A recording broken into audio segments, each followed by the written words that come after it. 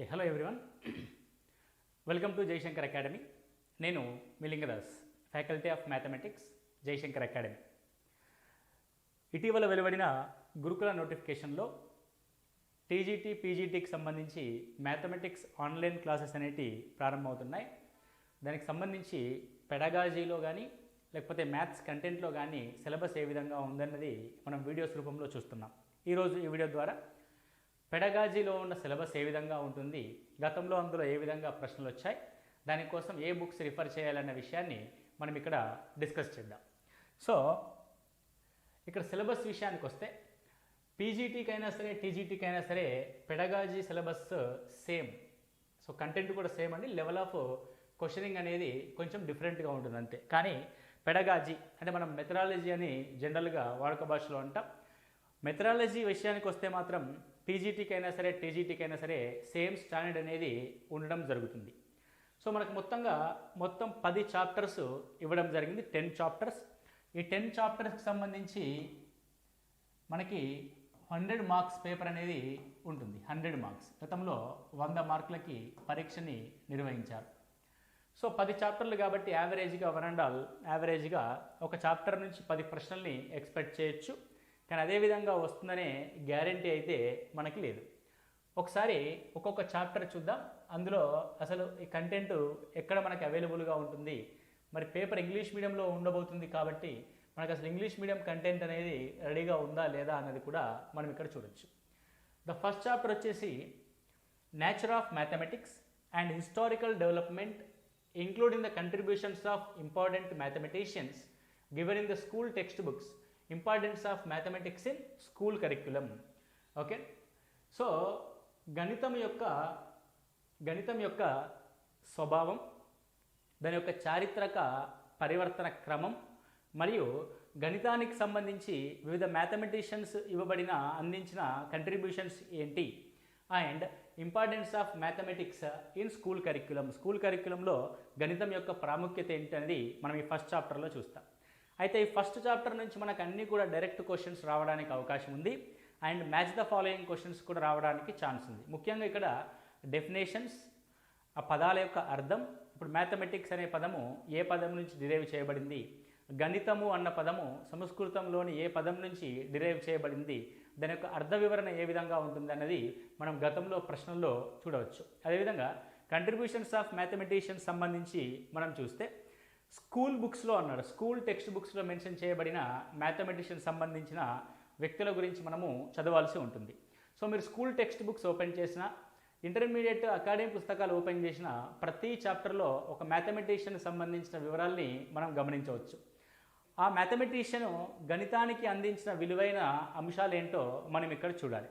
గతంలో ఒక ప్రశ్న అడిగారండి, ఏబిసిడి భుజాలు కలిగిన ఒక చతుర్భుజం యొక్క వైశాల్యాన్ని under root of s into s minus a into s minus b into s minus c into s minus d అనే సూత్రాన్ని అందించిన భారతీయ గణిత శాస్త్రవేత్త ఎవరు అని. ఓకే, ఈ విధంగా పై విలువని ఖచ్చితంగా లెక్కించిన గణిత శాస్త్రవేత్త ఎవరు.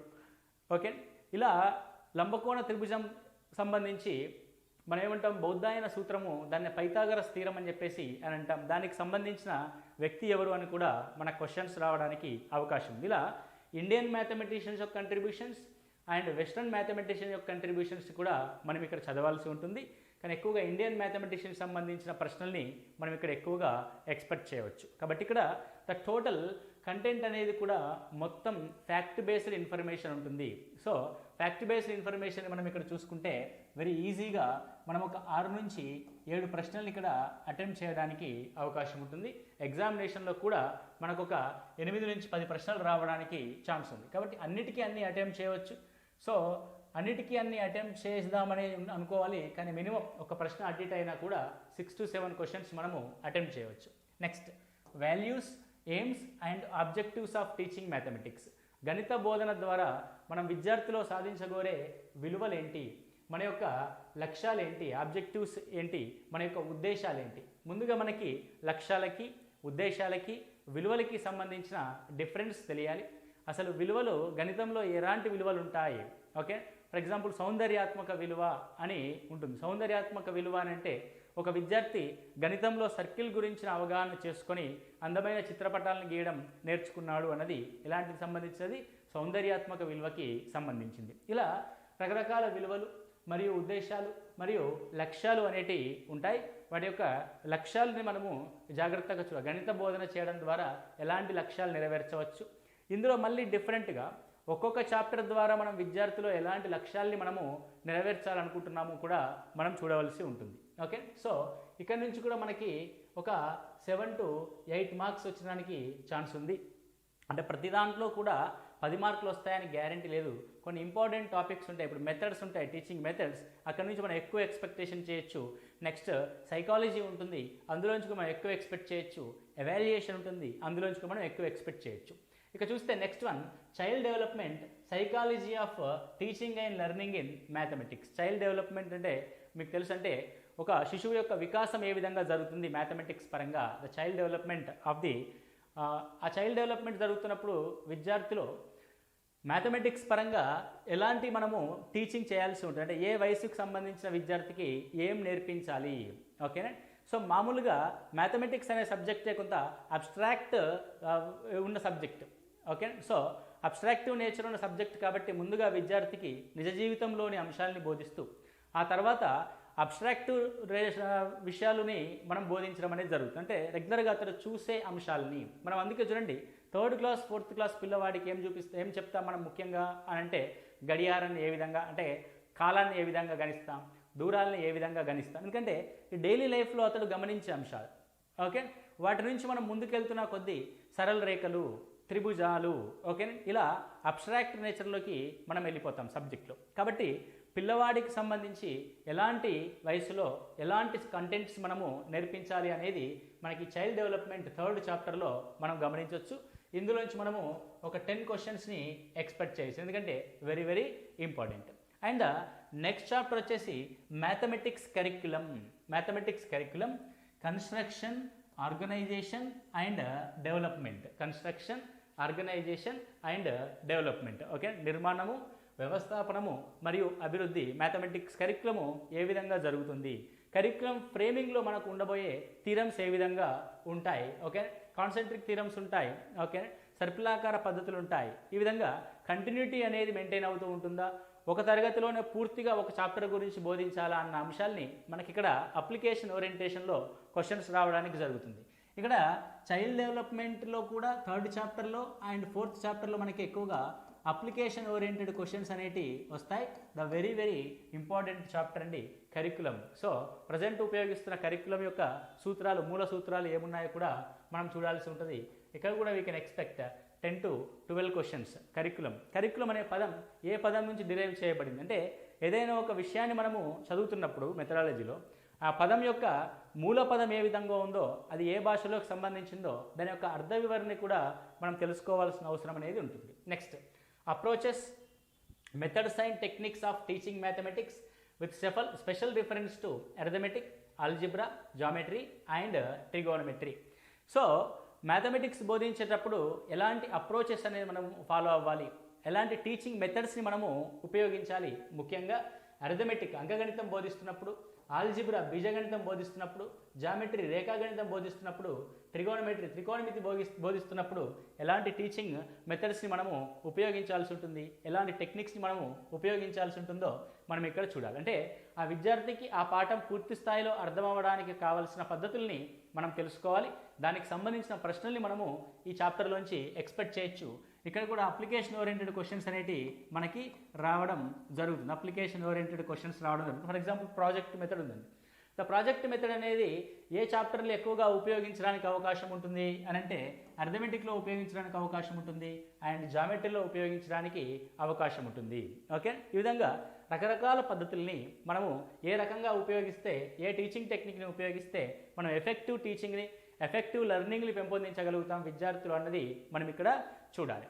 మెథడాలజీని మీరేదో ఒక ఆర్ట్ సబ్జెక్ట్ లాగా కాకుండా, ఇది కూడా సేమ్ మనం మ్యాథమెటిక్స్ కంటెంట్ ఏ విధంగానైతే ఉంటుందో ఒక టెక్నిక్గా, ఒక థియరిటికల్గా కాకుండా దాని ఒక ప్రాక్టికల్ ఓరియంటేషన్లో కనుక మనం నేర్చుకుంటే మన క్వశ్చన్స్ని ఈజీగా సాల్వ్ చేయవచ్చు. Next, planning for effective instruction in mathematics, different plans and designing learning experiences. Okay, so ఇక్కడ ఏమంటున్నాడు, planning for effective instructions.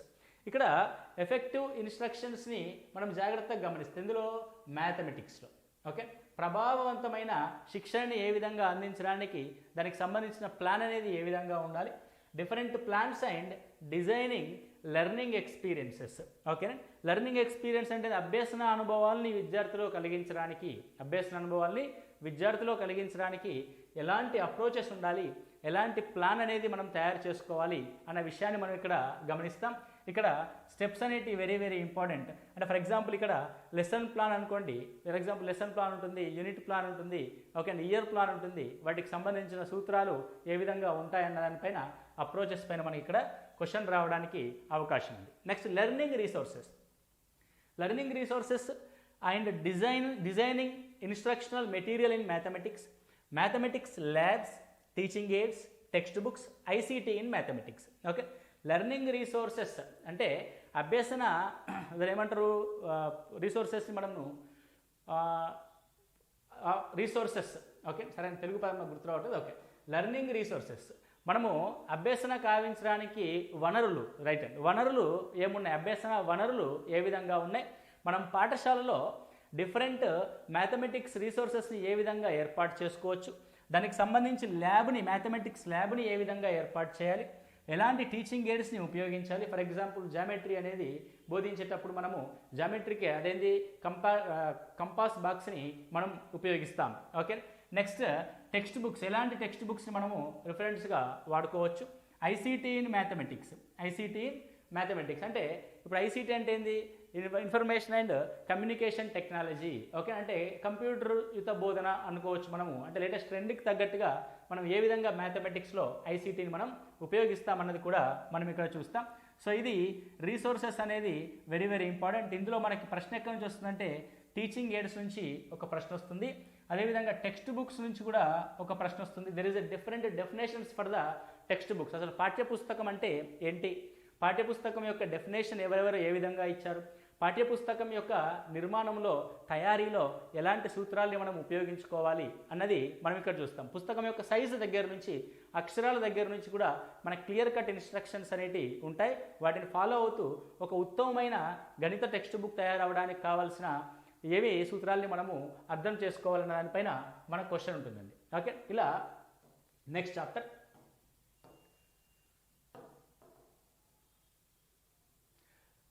Eighth one measurement and evaluation in mathematics, continuous comprehensive evaluation CCE, tools and techniques of evaluation, achievement and diagnostic text okay.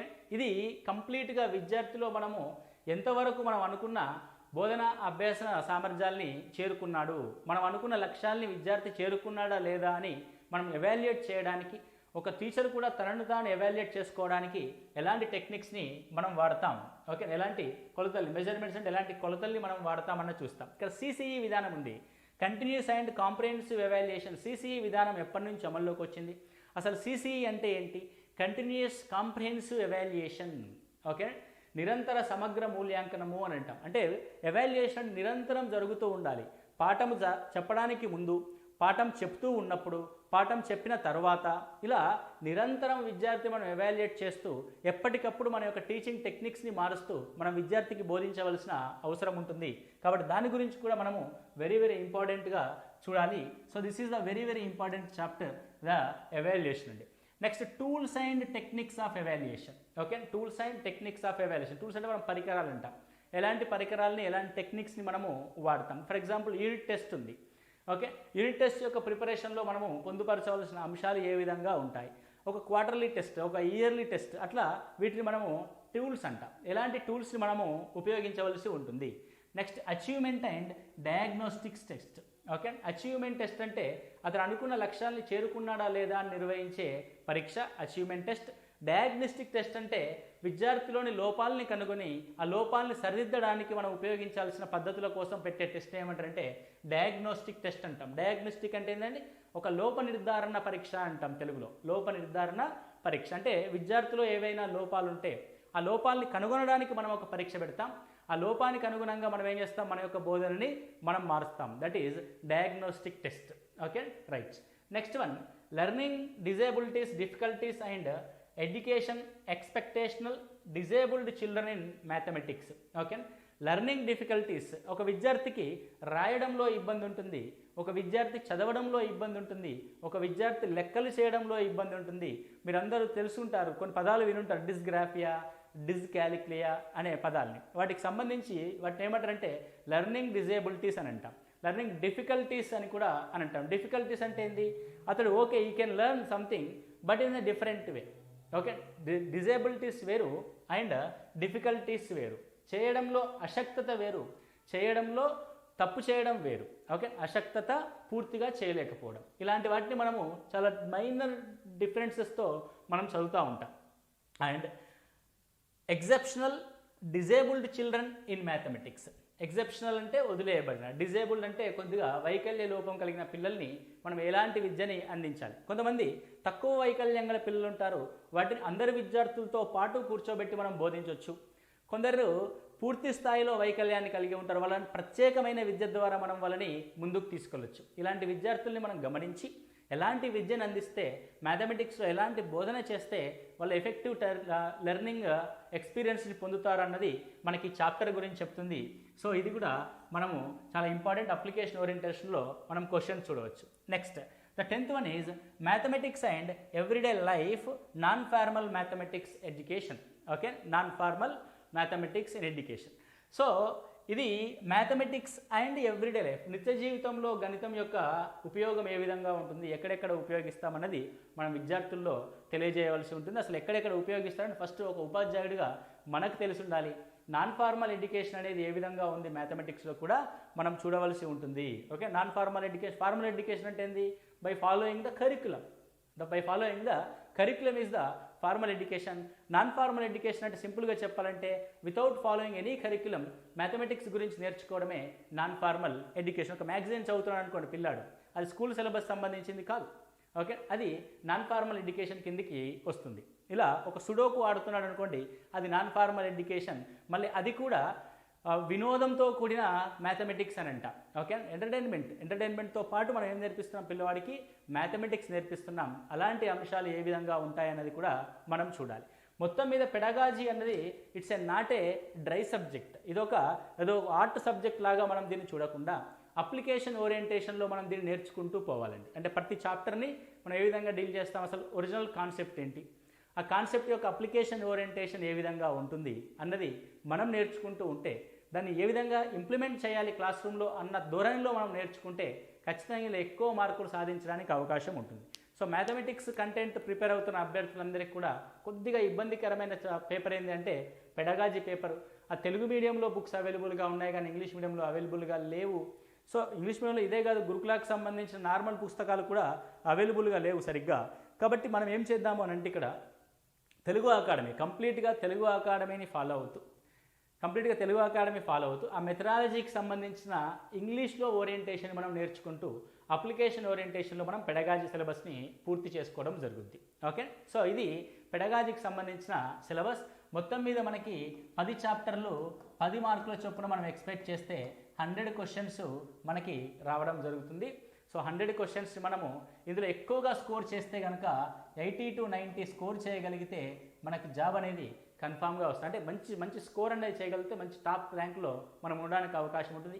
ఈజీగా score చేయగలిగే topic అండి pedagogy అనేది, methodology అనేది very easy అండి. కాకపోతే మనము తెలియక ఈ బీఎడ్ చదువుతున్న సందర్భంలో దీన్ని ఓన్లీ పాస్ అవ్వడం కోసమో లేకపోతే మార్కులు తెచ్చుకోవడం కోసమో టెస్ట్ పేపర్ని పట్టుకొని మనం చదివేస్తాం కాబట్టి ఎక్కువ మంది అభ్యర్థులు. సో దాని తెలుగు అకాడమీ అప్రోచ్లో, సో ఇంగ్లీష్ మీడియము ఎట్లాగో కొందరికి ఉంటుంది, కొందరికి అవైలబుల్గా లేదు, గైడ్స్ లాంటివి కాకుండా ఒరిజినల్గా అసలు ఆ అప్రోచెస్, ఆ టీచింగ్ టెక్నిక్స్, ఆ టీచింగ్ లెర్నింగ్ ఎక్స్పీరియన్స్ని విద్యార్థిలో కలగజేయడానికి మనం పూర్తి స్థాయిలో ఏ విధంగా మనం తెలుసుకోవాలి అని చెప్పేదే పెడగాజీ. మీరు ఒకసారి 10 చాప్టర్స్ని కనుక గమనిస్తే there is a beautiful line between the chapters. ఒక రకమైన సంబంధం అనేది ఉంటుంది చూడండి. ఫస్ట్ ఏంటి, మనము మొదటిసారిగా అసలు గణితం అంటే ఏంటో తెలుసుకుంటాం చూడండి. అంటే ఫస్ట్ ఏంటండి, గణితం అంటే ఏంటో తెలుసుకుంటాం. సో అందుకే దాని యొక్క హిస్టారికల్ డెవలప్మెంట్, దాని యొక్క డిఫరెంట్ వ్యక్తుల యొక్క కంట్రిబ్యూషన్ మనం గణితం అంటే తెలుసుకున్న గణితం ద్వారా మనం విద్యార్థుల్లో ఎలాంటి లక్ష్యాలు ఉద్దేశాలతో మనం బోధించాలి, గణితానికి సంబంధించిన వాల్యూస్ని మనం తెలుసుకుంటాం, అది విద్యార్థిలో డెవలప్ చేయడానికి ప్రయత్నం చేస్తాం. నెక్స్ట్ మనం నేర్చుకున్న గణితాన్ని విద్యార్థి యొక్క వయసుకి సంబంధం లేకుండా ఎలా పడితే ఎలా చెప్పామనుకోండి, అది కూడా వాడికి అర్థం అవ్వదు. అందుకే సైకాలజీని బేస్ చేసుకొని మనము కంటెంట్ని డెవలప్ చేయాల్సి ఉంటుంది పిల్లాడిలో. ఆ తర్వాత ఎలాంటి కరిక్యులం వాడాలి అండ్ ఆ కరిక్యులంలో ఎలాంటి టీచింగ్ మెథడ్స్ని ఉపయోగించి విద్యార్థికి బోధించాలి, బోధించిన తర్వాత మనము ఆ బోధించడానికి కావాల్సిన కరిక్యులం అప్రోచెస్, బోధించడానికి కావాల్సిన డిఫరెంట్ ప్లాన్స్ని మనం ఏ విధంగా చేయాలి, ఆ ప్లాన్స్ చేసి బోధించిన తర్వాత మనం బోధనలో ఉపయోగించాల్సిన లెర్నింగ్ రీసోర్సెస్ ఏమేమి ఉండాలి, లెర్నింగ్ రీసోర్సెస్ని ఉపయోగించి బోధించిన తర్వాత విద్యార్థులు ఎలాంటి మెజర్మెంట్స్ అండ్ ఎవాల్యుయేషన్స్ చేయాలి. ఓకే, దాని తర్వాత ఒకవేళ మనకు విద్యార్థుల్లో కనుక లెర్నింగ్ డిజేబిలిటీస్ అనే విద్యార్థులు కనుక ఉంటే వారి కోసం ప్రత్యేకమైన శ్రద్ధ ఏ విధంగా తీసుకోవాలి. చూడండి, ఇక్కడ లెర్నింగ్ రీసోర్సెస్ మెజర్మెంట్ తర్వాత మనకు డిజేబిలిటీస్ అనే చాప్టర్ ఉంది. అంటే ఏంది, ఇక్కడ ఎవాల్యుయేషన్ ఆధారంగా మనం పిల్లల్లో ఆ డిజేబిలిటీస్ని, డిఫికల్టీస్ని ఐడెంటిఫై చేసి మనం ఏం చేయాలి అనేది ఉంటుంది. చివరికి మనం నేర్చుకున్న కంటెంట్ని ఎవ్రీడే లైఫ్లో ఏ విధంగా ఉపయోగించుకోవాలనేది మనం విద్యార్థికి అందిస్తే, అంటే పూర్తి స్థాయిలో ఒకదానితో ఒకటి లింక్ అండి. మ్యాథ్స్ అంటే ఏంటో తెలుసుకోవడం, మ్యాథమెటిక్స్ యొక్క విలువలు, లక్ష్యాలు, ఉద్దేశాలు తెలుసుకున్న తర్వాత ఏ వయసుకు అనుగుణంగా ఎవరికి బోధించాలో తెలుసుకోవడం, ఏ కరిక్యులం బోధించాలో తెలుసుకోవడం, ఏ ప్లాన్ ప్రకారం బోధించాలో తెలుసుకోవడం, బోధించడానికి కావాల్సిన లెర్నింగ్ రీసోర్సెస్ ఏమున్నాయో తెలుసుకోవడం, దాని తర్వాత ఆ టీచింగ్ అయిపోయిన తర్వాత ఎలా ఎవాల్యుయేషన్ చేయాలో తెలుసుకోవడం, ఎవాల్యుయేషన్ ఆధారంగా విద్యార్థుల డిఫికల్టీస్, డిజేబిలిటీస్ని గుర్తించి ఒక్కొక్క విద్యార్థికి డిఫరెంట్గా మనం బోధించడమా, అందరితో కలిపి బోధించడమా అనేది తెలుసుకోవడం. ఓకే, ఆ తర్వాత ఎవ్రీడే లైఫ్ మనకి ఈ మ్యాథమెటిక్స్ అనేది నిజ జీవితంలో ఏ విధంగా ఉంటుందో తెలుసుకోవడం. ఇవన్నీ కూడా ఒక ఉపాధ్యాయుడిగా, మ్యాథమెటిక్స్ బోధించే ఉపాధ్యాయుడిగా ఒక విద్యార్థిలో డెవలప్ చేయవలసిన సర్వతోముఖాభివృద్ధి అంటాం. ఆల్రౌండ్ డెవలప్మెంట్ కోసం కావాల్సిన, మ్యాథమెటిక్స్లో ఆల్రౌండ్ డెవలప్మెంట్ కోసం కావాల్సిన అన్ని అంశాలని మనం మెథడాలజీ ద్వారా చేస్తామండి. సో మీరు ఉద్యోగం కోసం చదువుతున్నారని కాకుండా ఒక మంచి ఉపాధ్యాయుడు ఎలాంటి ఉత్తమమైన పద్ధతుల్ని ఉపయోగించాలి, అసలు ఎలాంటి మ్యాథమెటిక్స్ సంబంధించి విద్యార్థిలో ఎలాంటి లక్ష్యాల్ని, అంటే ఎలాంటి విలువల్ని నేర్పాలి, ఏ విధంగా మనము అతని యొక్క మ్యాథమెటిక్స్ లైఫ్ అనేది డైలీ లైఫ్లో ఏ విధంగా మనం మింగిల్ చేయాలి అనే ఉద్దేశంతో నేర్చుకుంటే కనుక ఎక్కువగా స్కోర్ చేయవచ్చు. అంటే మనం ఓన్ చేసుకోవాలి సబ్జెక్ట్ని, ఆ తర్వాత అది ఎగ్జామినేషన్లో ఆటోమేటిక్గా రిప్రజెంట్ అవుతుంది, రిఫ్లెక్ట్ అవుతుంది. ఓకే, ఇది మ్యాథమెటిక్స్ పెడగాజీ యొక్క సిలబస్ అండి.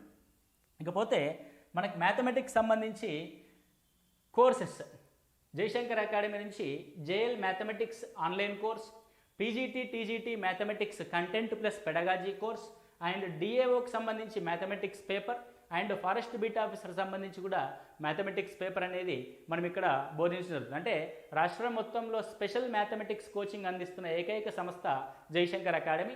అదేవిధంగా కామర్స్కి సంబంధించి కూడా మనకి స్పెషల్ కామర్స్ కోచింగ్ అనేది ఇక్కడ అందించడం జరుగుతుంది. జూనియర్ అకౌంట్స్ ఆఫీసర్ సంబంధించి అకౌంట్స్ పేపర్, జేఎల్ కామర్స్ సంబంధించిన కామర్స్ పేపర్, అదేవిధంగా గ్రూప్ 4కు సంబంధించిన గ్రూప్ పేపర్ 2 అనేది కూడా స్పెషల్ కోచింగ్ అందించడం జరుగుతుంది. అంటే మ్యాథమెటిక్స్ అండ్ కామర్స్కి సంబంధించి ప్రత్యేకమైన శిక్షణ అందిస్తూ ప్రత్యేకంగా ఇన్స్టిట్యూట్స్లో ప్రత్యేకంగా నిలబడిన సంస్థ జయశంకర్ అకాడమీ. మీకు ఈ నోటిఫికేషన్స్లో మ్యాథమెటిక్స్ పరంగా ఎలాంటి పరీక్ష అయినా సరే జయశంకర్ అకాడమీ నుంచి అత్యుత్తమైన కోచింగ్ అనేది మీకు లభించడం జరుగుతుంది. హైదరాబాద్ రాలేక ఇళ్లలో ఉండి చదువుకుంటున్న వారికి లైవ్ ద్వారా కూడా మనము కోచింగ్ అనేది అందిస్తున్నాం. లైవ్ ప్లస్ రికార్డెడ్ సెషన్స్ అనేవి మీకు అందించడం జరుగుతుంది. సో ఏదైనా వివరాల కోసం కావాలంటే 8885607060కి కాల్ చేయండి. Okay, thank you, all the best.